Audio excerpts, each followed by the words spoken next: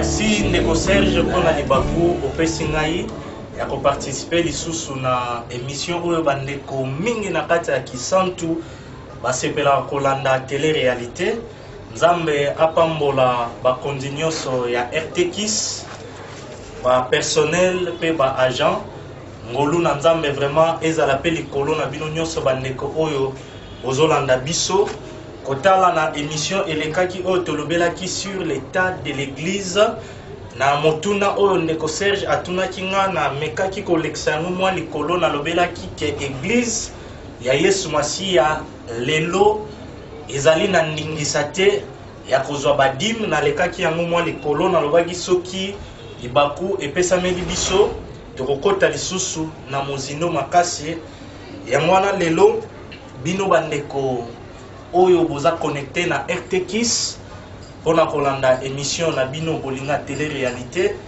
tozolobela na intervention na ngai na oyo etali dim tope eteni na zone toyebi ete ebele ya baprédicateur bazali kozwa badim epai ya bana nzambe ebele pe ya bana nzambe bazali kopesa badim na bango kolandisama na mamate ya ndenge ezali kote ya ma lelo yango wana na lisungi ya Molimo Santu tokomeka comprendre vraiment dim soki ezalaki combien ebandaki kosalama lolenge nini e biso lokola église ya Yesu Masiya lolenge nini oyo esengeli topesa bofungoli ba Bible na bino mabende eza epa na biso bandimi tokomisa ba pasteur lokola ba Bible na kosepela ndenge bozolanda biso na bandako boye moto na moto aza na Bible na ye ndenge Ndeko Serge aute koyebisa bino bobongisi déjà ba papier pour que ezala te oyo nga kaka na lobi mais ezala nde oyo bino moko boyoki botangi pe Molimo Santu a convaincre bino. Tozali na mokanda na Genèse chapitre 14 lecture na bandi na verset 17 awa tozomona bandeko dim oyo epesamaki avant loi ya Moïse. Bible eyebisi biso boye après qu'Abraham fut revenu vainqueur de Kedorlaomer et des rois qui étaient avec lui, le roi de Sodome sortit à sa rencontre dans la vallée de Chavé, qui était la vallée du roi. Melchisedec, roi de Salem, fit apporter du pain et du vin. Il était sacrificateur du Dieu très haut. Verset 19, il bénit Abraham et dit, béni soit Abraham par le Dieu très haut, maître du ciel et de la terre. Béni soit le Dieu très haut qui a livré tes ennemis entre tes mains. Et Abraham lui donna la dîme de tout. Awa bandekone totangi toza mokanda ya Genèse chapitre 14 verset 17 kuna tozomona ke Abraham après bitumba oyo abundaki sima ya kolonga Melchisedec aparetaki epai ya Abraham et sima ya kopesa ye ndenge totangi vino pe lipa Abraham akamati ba reveni babiloko oyo autaki na yango bitumba alongoli 1/10 apesi yango epai ya Melchisedec. Eza très important to simba Melchisedec tant to évoluer to koyeba azali nani est-ce que aza pasteur moko na tango wana o esengelaki alia kabadim tozo continuer balingami na passage o totangi eza très important to yeba ete Abraham apesaki dim na ye epai ya pasteur moko songolo pakalate asalaki yango pe coutume te to mbala na mbala abande kobandela yango non ezalaki mbala moko et en plus biloko oyo apesaki dim wana ezalaki oyo autaki na yango na bitumba. Donc déjà tozo comprendre que Abraham asalaki yango mbala moko ndenge totangi et biloko wana ezalaki oyo autaki na yango bitumba. Lolenge tolobaki la fois passée na loi ya Moïse tozalaki na 4 sortes ya dim. Tant nazoloba tozalaki parce que ezalaki oyo existaki lelo eza lisusu d'actualité te. Vraiment bandeko bozala nanu excité te agité te, mais comment frère oyo makamuni nazoloba eza très important vraiment na lisungia molio mosantu tomeka kokundola lelo lokola libako epesameli biso malgré na musika tozo intervenir pona kolobela dim tososola vraiment nini oyo kolo alingi pona biso na mokolo na lelo na mokanda ya Deutéronome chapitre 14 awa bandeko bozozwa bozokoma tolingi sikoyo tomona 4 sortes ya dîme oyo ezalaki na kati ya loi ya Moïse. Lecture na biso tozali na Deutéronome chapitre 14 à partir ya verset 22. To souligner yango bien les 4 sortes de dîmes sous la loi de Moïse, parce que dîme otomoni Abraham apesaki ezalaki avant Nzambe aya constituer à légaliser loi na nzela ya Moïse. Verset 22 tobandi lecture na biso Bible lobi, tu prélèveras la dîme de tout ce que produira ta sémence, de ce que rapportera ton champ chaque année, et tu mangeras devant l'Éternel ton Dieu dans le lieu qu'il choisira pour y faire résider son nom. La dîme de ton blé, de ton mou, de ton huile et le premier-né de ton gros et de ton menu bétail, afin que tu apprennes à craindre toujours l'Éternel ton Dieu. Nous allons continuer dans verset 24. Peut-être lorsque l'Éternel ton Dieu t'aura béni, le chemin sera-t-il trop long pour que tu puisses transporter ta dîme à cause de ton éloignement du lieu qu'aura choisi l'Éternel ton Dieu pour y faire résider son nom? Alors, verset 25, Bandeko, alors tu échangeras ta dîme contre de l'argent, tu serreras cet argent dans ta main et tu auras au lieu que l'Éternel ton Dieu aura choisi. Là, tu achèteras avec l'argent tout ce que tu désireras de bœuf, de brebis, du vin et des liqueurs fortes, tout ce qui te fera plaisir. Tu mangeras devant l'Éternel ton Dieu et tu te réjouiras, toi et ta famille.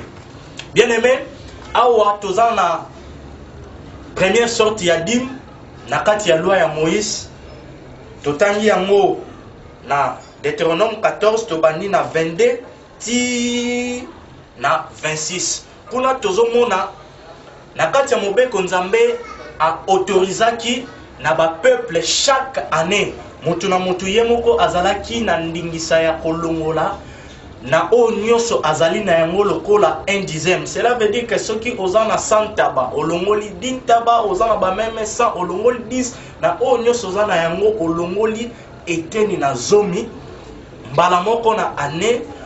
Et possibilité epesa melaki bango na tango wana soki nete esika oyo yo Nzambe aponaki pona kokende kokumisa kombo na ye ezali musika, yo moko na biloko na yo olongoli okoteka yango, ozwi mbongo wana osere yango bien, otie na poche na yo esika nini komema yango, okei kosepela yo na libota na yo, okosomba oyo nyonso ekosepelisa yo. Donc tozo comprendre déjà que la première sorte ya dîme ebandé kosalama non chaque mois ndenge ekoma lelo na mingi ya mangoma na biso, mais ebandé kosalama chaque année. Et mutu na mutu ye moko azalaki na ningisa ya kolia eteni na zomi na ye oyo abandaki kolongola. To continuer na deuxième sorte ya dîme. To comprendre yango malam première sorte ya dîme que mutu ye moko abandé kolia yango chaque année. Deuxième sorte ya dîme, Bible et Biso à partir du verset 28, il y a Deutéronome toujours chapitre 14. Au bout de 3 ans, tu sortiras toute la dîme de tes produits pendant la 3e année, tu la déposeras dans tes portes, alors viendront les Lévites qui n'ont ni part ni héritage avec toi, l'étranger, l'orphelin et la veuve qui seront dans tes portes, et ils mangeront et se rassasieront afin que l'Éternel ton Dieu te bénisse dans tous les travaux que tu entreprendras. Awa deuxième sorte ya dîme bandeko tomoni yamone totangi ezalaki tous les 3 ans. Donc par exemple ceux qui n'étaient pas si 10 mois en 2010, Brosé Alissou en 2013, Brosé Alissou en 2016. Tous les 3 ans, awa, tout le monde a que okolongola. Dim na yo, biloko na yo nyonso tozo préciser zalaki mbongo te, donc ba huile, ba ndunda, ba nyama nyonso oyo ozana yango okopesa yango epai ya ba pauvre, ba veuve na ba orphelin. Pourquoi? Parce que ça fait partie, bien que tu relobela yango rapidement, il y a ba loi cérémonielle, parce que na kati ya Israël comment ki soki bana bakufeli baboti mwasi akufeli mobali akomaki négligé. Nzambe lokola aza nzambe ya famille, posa na ye ezali ke bato nyonso bazala malamu yango wana ainstituaki mpe na kati ya baloi moko lokola dîme oyo ebanda kozongela ba pauvre, ba veuve na ba orphelin. Troisième sorte ya dîme tozo banda yango mpe kaka na verset oyo touti kotanga ya Deutéronome chapitre 14 verset 28. Au bout de 3 ans, tu sortiras toutes les dîmes et toutes les dîmes de tes produits pendant la 3e année et tu la déposeras dans tes portes. Alors, verset 29, les Lévites qui n'ont ni part ni héritage avec toi. Donc, tu dois comprendre, balingami, 3e sorte ya dîme et banepe kosalama tous les 3 ans. Donc, après 3 ans. 3e sorte ya dîme, nenge tomoni awa tous les 3 ans, orobimisa ba dîme na yo, ba Lévite, bangonde mutu, bakoya kozwa yango. Ba Lévite, parmi les 12 tribus à Israël, bazalaki moko oyoyo, bazalaki na possession géographique te. Na kati ya Israël, bazalaki na eteni ya mabele te. Nzambe ayebisaki na bango ngai nde nazali héritage na bino. Yango wana Nzambe a ordonnaki tango ba dîme ezosalama chaque 3 ans, ba Lévite pe bazalaka na part ya dîme na bango. Wana tomoni 3e sorte ya dîme. Pona ko enrichir yango bandeko ne tolobaki to komeka komanyola makomi na Nzambe na mwa mozindo malgré ngonga eza muke to tangi lisusu na mokanda na Nombre chapitre 18 verset 24. Bible eyebisi biso boye. Je donne comme possession aux Lévites les dîmes que les enfants d'Israël présenteront à l'Éternel par élévation. C'est pourquoi j'ai dit à leur égard, ils n'auront point de possession au milieu des enfants d'Israël. Donc, oyo totangi ezo complété ndenge toute kotanga na Deutéronome que ba Lévite na kati ya Israël bazalaki na mabele te ya mwana Nzambe a ordonnaki que bazalaka pe na dîme oyo ezali kozongela bango chaque 3 ans. Sikoyo tozo kende lisusu na Néhémie chapitre 10 verset 38. Les sacrificateurs fils d'Aaron sera avec les Lévites quand ils lèveront la dîme, et les Lévites apporteront la dîme de la dîme à la maison de notre Dieu dans les chambres de la maison du trésor. Bien-aimé, awa tokoti na 4e sorte ya dîme. 4e sorte ya dîme ne totangi eza la dîme de la dîme. Donc, tangu ba Lévite bazui dîme epai ya ba peuple. Bango pe toujours na kati ya mobeko 4e sorte ya dîme esengelaki na oyo bango bazui epai ya ba peuple balongo na lisusu 1/10 bamema yango ndenge tomoni epai ya Aaron oyo à l'époque azalaki souverain sacrificateur. Tozongi lisusu na Deutéronome na Nombre pour que tu comprendre yango lisusu malamu kaka place tozalaki na Nombre chapitre 18 verset 25. Awa tozomona 4e sorte ya dîme. L'Éternel parla à Moïse et dit: tu parleras aux Lévites et tu leur diras: lorsque vous recevrez des enfants d'Israël la dîme que je vous donne de leur part comme votre possession, vous en prélèverez une offrande pour l'Éternel, une dîme de la dîme. Et votre offrande vous sera comptée comme le blé qu'on prélève de l'air et comme le mou qu'on prélève de la cuve. C'est ainsi que vous prélèverez une offrande pour l'Éternel sur toutes les dîmes que vous recevrez des enfants d'Israël, et vous donnerez au sacrificateur Aaron l'offrande que vous aurez prélevée pour l'Éternel. Sur tous les dons qui vous seront faits, vous prélèverez toutes les offrandes pour l'Éternel. Sur tout ce qui vous sera le meilleur, vous prélèverez la portion consacrée. Tu leur diras, quand vous aurez prélevé le meilleur, la dîme sera comptée aux Lévites comme le revenu de l'air et comme des revenus de la cuve. Vous la mangerez à un lieu quelconque, vous et votre maison, car c'est votre salaire pour les services que vous faites dans la tente d'assignation. Bien aimé, awa tozomon la quatrième sorte ya dîme. Donc, c'est très important de comprendre un numéro ezawana. Peut-être que vous rejoindre bison en retard. Benga après émission, tu peux répondre yo na lisungi ya molio mo centre. Awa quatrième sorte ya dîme bandeko. Na se ya mobeko ya Moïse tozomona ke ba Lévite tango bazui dîme parce que bazalaki na héritage tenenge to utiko tanga et pas ya ba peuple ya Israël et sengelaki pe bango balongola dîme na oyo bango bazui ba mema yango na kati ya temple ne to tangi na Néhémie dans la maison du trésor, dans la chambre de la maison du trésor. Donc maison du trésor eza chambre moko o ezali na kati ya temple nenge na bandako na biso tozala na ba cuisine pona kobomba biloko ya kolia lolenge moko pe na kati ya temple ya Jérusalem bien sûr esengelaki ezala na chambre moko oyo ba dîme wana ezoyaka pour que ba sacrificateur oyo baza wana na lignée ya Aaron tant bazosala ba sacrifice à tout moment biloko ezangaka te na kati ya temple. Maintenant, bien aimé, nous allons continuer le message na biso sur la dîme. Nani akoki kolia dîme, nani akoki kopesa dîme. Bandeko bozolanda biso bokoloba oui frère, totangi yango tous les quatre sortes ya dîme opesi biso.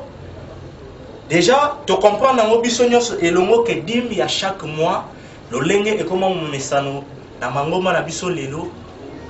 La Bible tomoni yango te. Sikoyo tangu lelo ba prédicateur bazote ya biso ke esengeli toya na dima na ndako ya Nzambe ndenge tokoma kosala yango lelo. Passage mingi oyo ba ndeko na biso batei oyo bazali kolia eteni na zomi na kati église nkolo Yesu basalelaka ezali na Malachie 3 verset 10. Donc, on passage dans la malam, Malachie chapitre 3, verset 10. Pour la Bible, apportez à la maison du trésor toutes les offrandes afin qu'il y ait de la nourriture dans ma maison. Mettez-moi de la sorte à l'épreuve, dit l'Éternel des armées, et vous verrez si je n'ouvre pas pour vous les écluses des cieux, si je ne répands pas pour vous la bénédiction en abondance. Bien-aimé, awa totangi nzambe mutazoloba lolenge ekoma kote ya malelo eza makomi na nzambe. Tomoni quatre sortes ya dîme sous la loi de Moïse. Dîme ya liboso tomoni ebane kopesama chaque année mutu ye moko abane kolia dîme na ye. Ya mibale ebane kopesama chaque 3 ans. Et banay kokene epai ya ba pauvre ba veuve ba orphelin. Troisième sorte ya dîme e bandaki opesama epai ya ba lévite oyo bazalaki na héritage te oyo Nzambe alobaki yende aza héritage na bango chaque 3 ans. Et quatrième sorte ya dîme ezalaki oyo ba lévite tango bazui epai ya ba peuple ba mema yango ndenge totangi na kati ya temple. Et ça très important bandeko bozolanda biso vraiment esengeli to comprendre enseignement oyo malamu ekosunga biso babiloko ebele lelo tango ezoteya mana mangomba toyeba ke awa ezalaki loi ya Moïse, awa ezali grâce.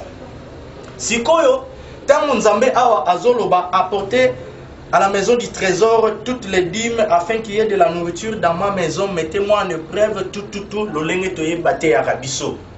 Na Malachie chapitre 3 à partir du verset 10. Bandeko mutuna etunami na biso tomoni 4 sortes ya dîmes. Dîme nini oyo Nzambe aza ko réclamer awa? Est-ce que eza dîme ya liboso? Non, parce que yemoko a ordonné que mutu esengeli alia dîme na ye.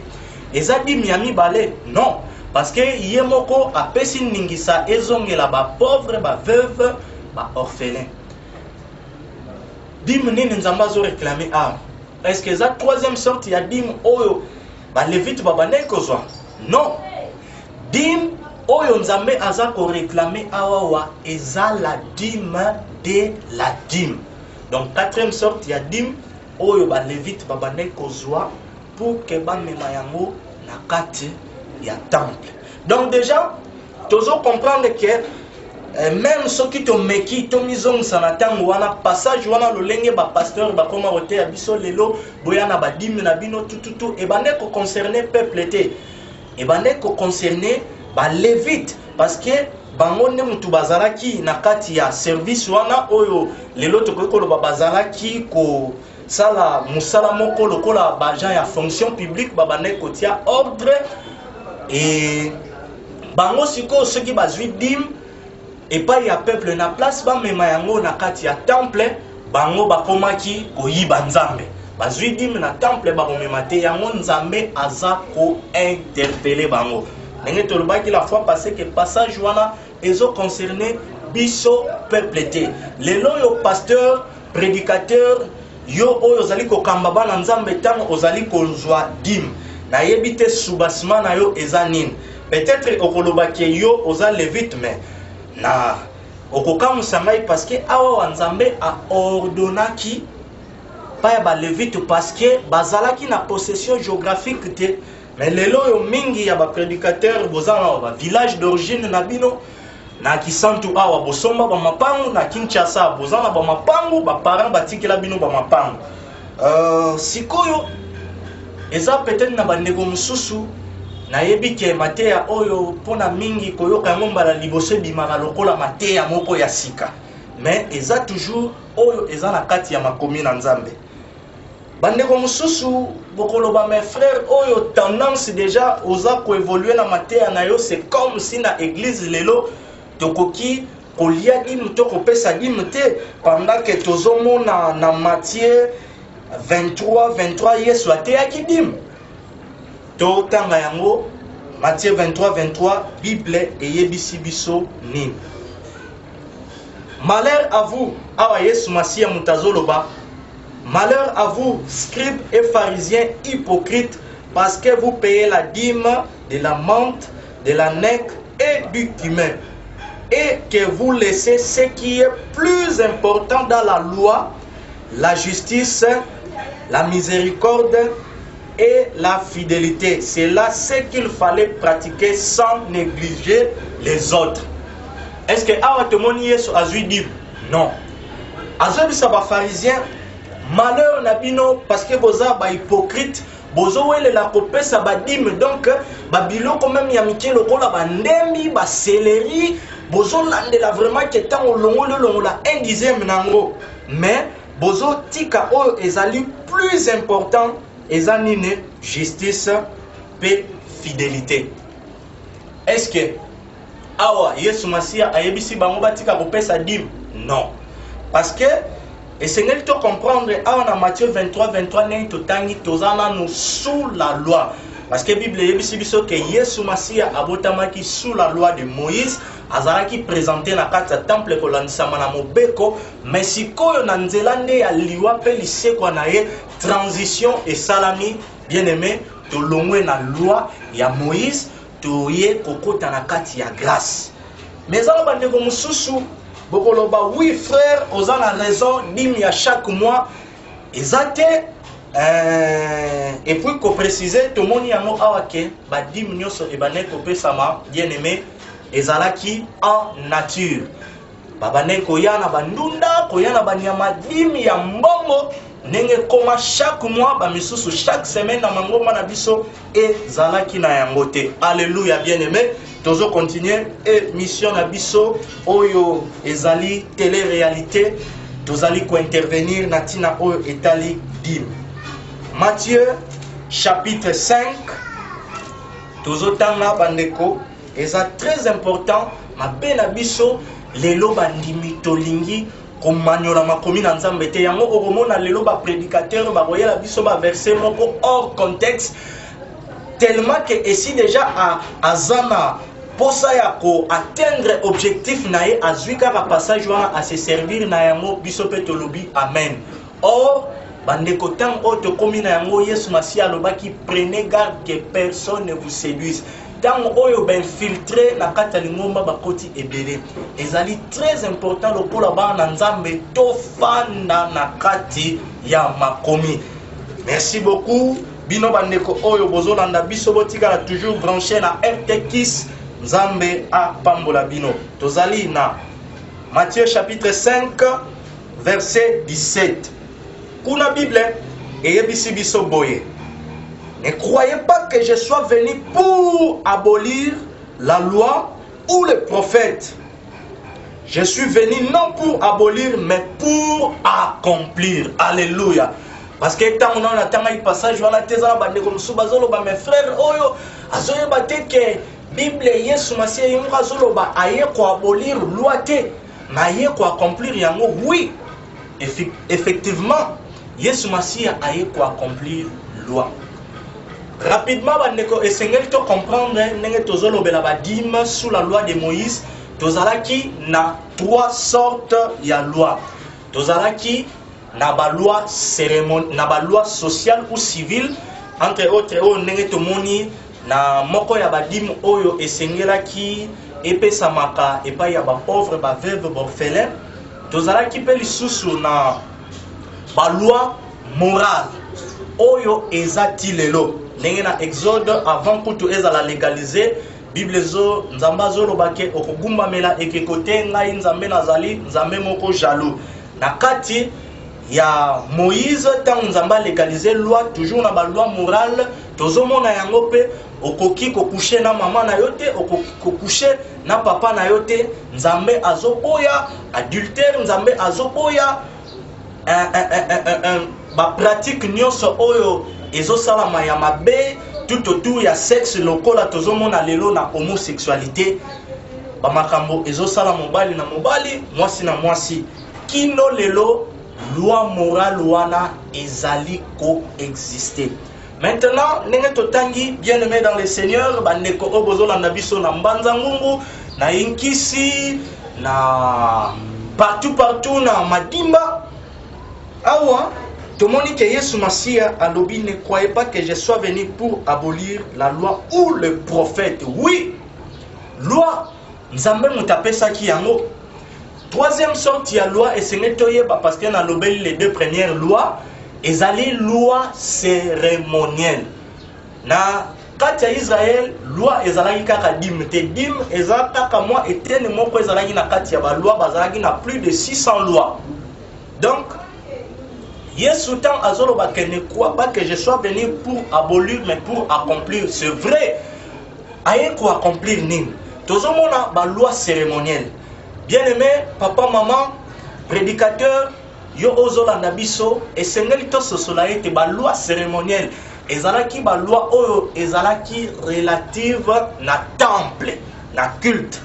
Donc, nenge tozomona tozalaki na ba sacrifice ya ba action de grâce oyo mutu ye moko akoya na nyama na ye pona kobonza yango apesi ba sacrificateur ba longoli épaule poitrine le reste ya nyama ye moko akena yango. Donc tozomona ba sacrifice oyo nyonso ebandaki kosalama na kati ya temple ebandaki ko préfigurer liwa ya Yesu Masia oyo esengelaki aya akufa ndenge totangi po akokisa mobeko. Ne crois pas que je sois venu pour abolir mais pour accomplir. Oui, ndenge nauti koloba parce que tozomona ke na tango ya kala soki moto asali lisumu po masumu na ye ezipama esengelaki amema nyama na kati ya temple. Nazo préciser bien aimé, eza très important, na kati ya Israël temple ezalaki kaka moko, ba bâtiment ezalaki ebele, ba synagogue esika ba enseignement ebane kopesama, mais oyo tozolobela temple ezalaki kaka moko na Jérusalem, esika oyo wapi présence ya Nzambe ezalaki, parce que temple ezalaki divisé na 3 parties, parvis, lieu saint, lieu très saint, esika wapi ba sacrifice ebane ko salama, batu babane koya ko adorer Nzambe. Maintenant Yesu Masia tant alobi ne crois pas que je sois venu pour abolir mais pour accomplir. Oui, aye ko accomplir, bien aimé, parce que na tango kalane na bane ko loba soki mutasali lisumu aye na nyama et pas ya ba souverain sacrificateur ba bomi yango masumu na ye ezipami.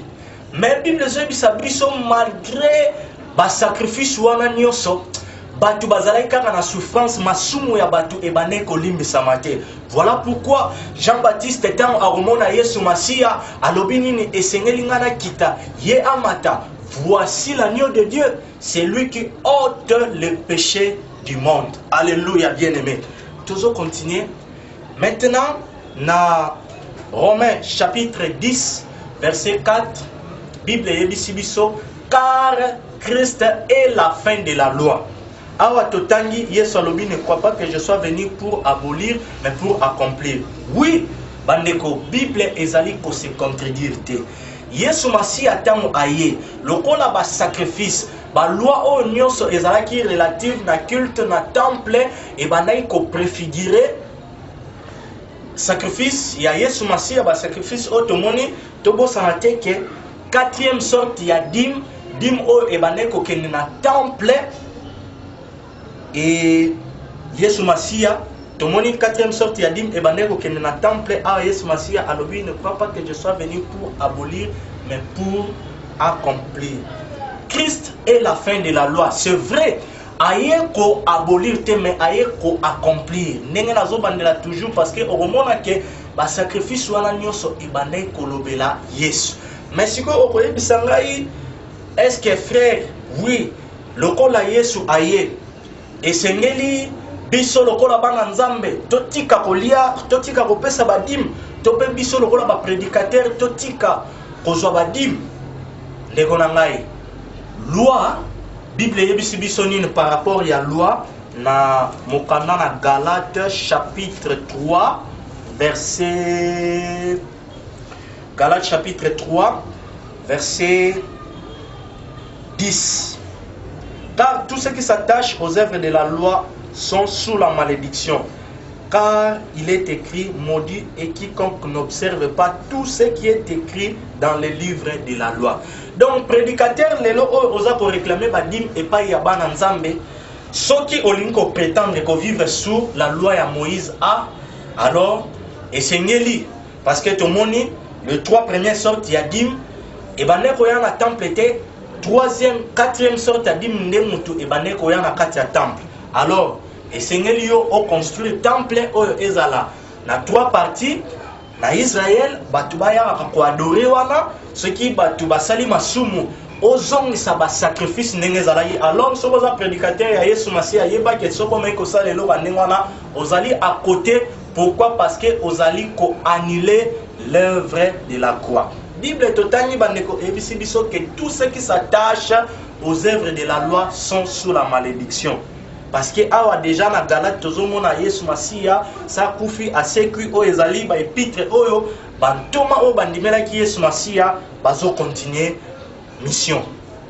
Tobo sanate Bible ebisi biso ndenge totanga ki pe la fois passée sur l'état de l'église était Église ezali édifiée na ba fondement ya ba apôtre na ba prophète. Cela veut dire quoi? Jésus-Christ étant la pierre angulaire, Paul azoloba j'ai posé les fondements comme un sage architecte. Cela veut dire quoi? Enseignement oyo ba disciple, ba apôtre, ba zui et pas ya Yesu Masia, ya mwana nde ba tiki lelo lokola ba fondement ba poser lelo toza na continuité ya lingomba ya Yesu Masia. Prédicateur mwana nzambe Et ça, le verset, moi, je dans la Bible, au Paul, Jacques, André, moko yaba, disciple Yesu Masia, alia, dim, et pas yaba peuple. Tozo lobela, loi. Tout le monde 4 sortes, il y a dim sous la loi. Mais Oroloba, pardon, Bandeko, mais frère, oui, tout le monde dim, il y a chaque mois, exacté. Tout le monde dim, ils allaient couper ça chaque année, chaque 3 ans. Mais, et c'est ce qui a topé sa dim, bien aimé, et ça m'a waming. Pourquoi?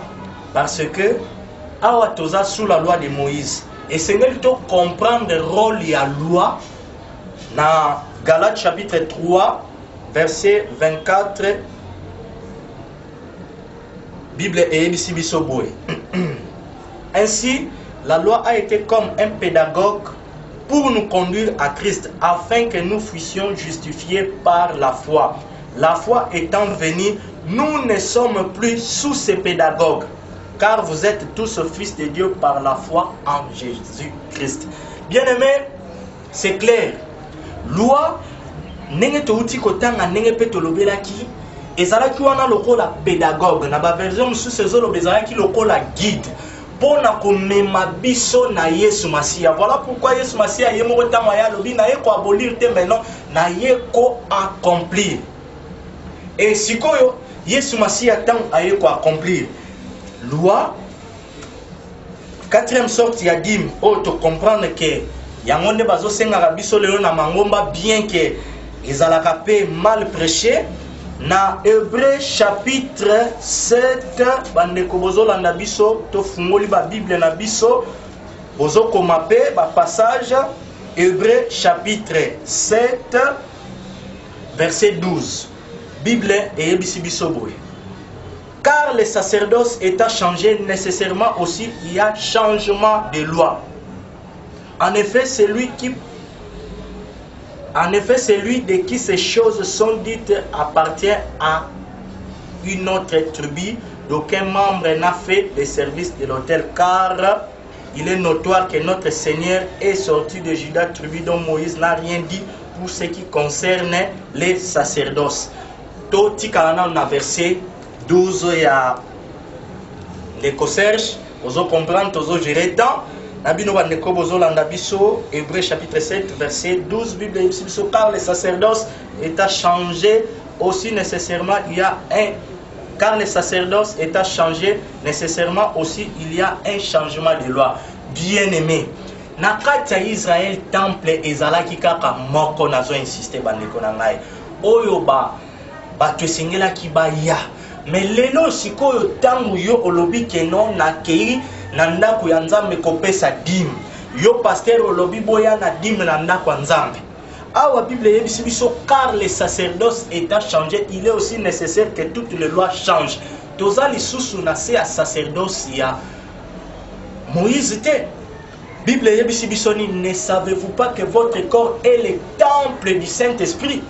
Na émission oto lexaki to comprendre yango lolenge nini Yesu Masia azo bâtir église na ye. Bien-aimé, na mokanda na Acte chapitre 17 verset 24, Bible yebisi biso que le Dieu qui a fait le ciel et la terre n'habite point dans des maisons faites de mains d'hommes. Lelo yo temple esika Nzambe azofanda ezande biso bato. Bon sikoyo toza na se ya grâce. Ceux qui yo moko za temple. Sikoyo na temple nini lisusu okende kotika dim. Et lelo yo bakoma koyebisa biso que non ba apôtre, ba prophète, ba docteur, ba évangéliste, ba monde ba sacrificateur. C'est faux, bien aimé. Sous la nouvelle alliance, tout chrétien est sacrificateur. Chrétien oyo ya simba bendate, vrai chrétien oyo ayamba Yesu Masia na motema na ye soko tikela ye bomo na yo ozali sacrificateur. Et na kati ya église souverain sacrificateur ezali kaka Yesu Masia.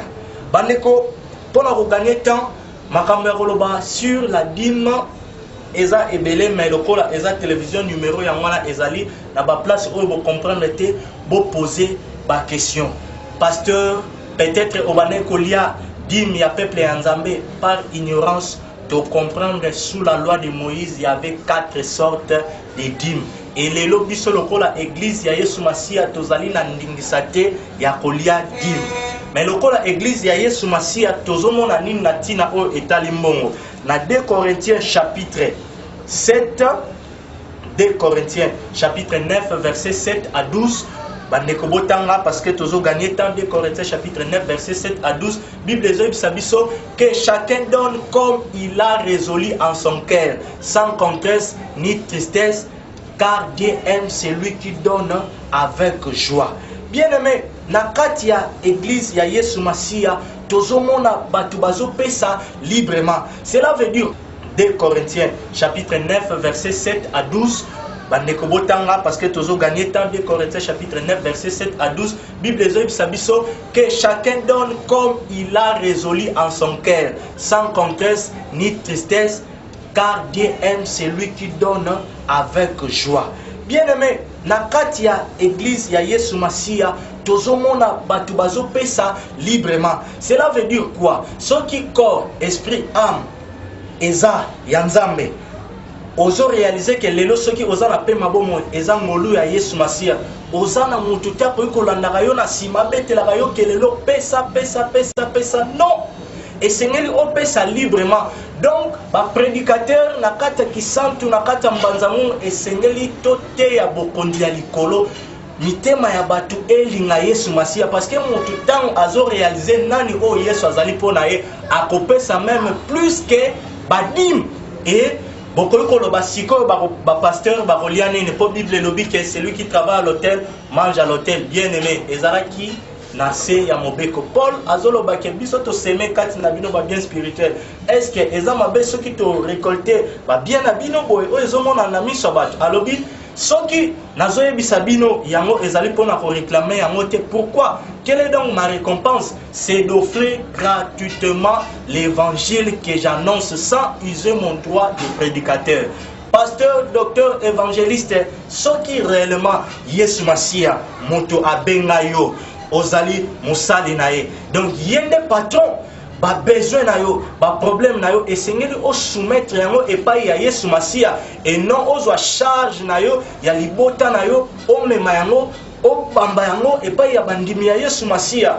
Bible yebisi biso c'est pour la liberté que Christ nous a affranchis. Bien-aimé, Yesu Masia akufaki asekwaki aye ko accomplir loi. Na mokana na Romain pour la kosukisa mingi kozongisela yo ndeko Serge parole pour la clôturer émission na yo obandaki o permettre to intervenir na musika. Romains chapitre 12 bandeko nini o Bible ezoyebisa biso. Je vous exhorte donc, frères, par les compassions de Dieu, à offrir vos corps comme un sacrifice vivant, saint, agréable à Dieu, ce qui sera de votre part un culte raisonnable. Bien-aimé, yo oyo obanga kalipamboli, olobi oui, frère, malgré otei na yo boye, oui, mais nga fona pesa kaka dimi po opambola ndeko na ngai ozo comprendre te. Yo mutu opesa ka badim, oui, ndeko na ngai. Ce qui réellement dim et pambolaka, total malam, na kisantu awa, partout na Kinshasa, na monde entier, na ba païen, na ba nanzambe, banani baza réellement béni. Vous avez la réponse, n'est-ce pas que ba païen? Donc, tango o tozali bandeko lipamboli o eleki nyonso eloko o Yesu Masia ye kosana kulus ezali ete apesa biso bomo inaseko. Soki olingi kosunga mosala ya Nzambe sala yango librement, mais kobosana te Nzambe atalaka nanu oyo nini mutu apesi te. Avant yo olongola mbongo na libenga na yo okende kosunga mosala na Nzambe, vi na yo esengeli ozala nanu agréable liboso na Nzambe. Yo ozawana obala te, mais olala kana basi na botel, olangwa kamasanga, kulune kaka yo, lokuta kaka yo, kofinga kaka yo, parce que yemba kana kora di moi ceux qui bafuti yo olobi tata pasteur était nazomi na nga yango. Bien aimé oza kosala musala ya punda. Offrande oyo esengeli to bomela nzoto na lisungia molio mosambu ndenge totangi ezali na Romains chapitre 12.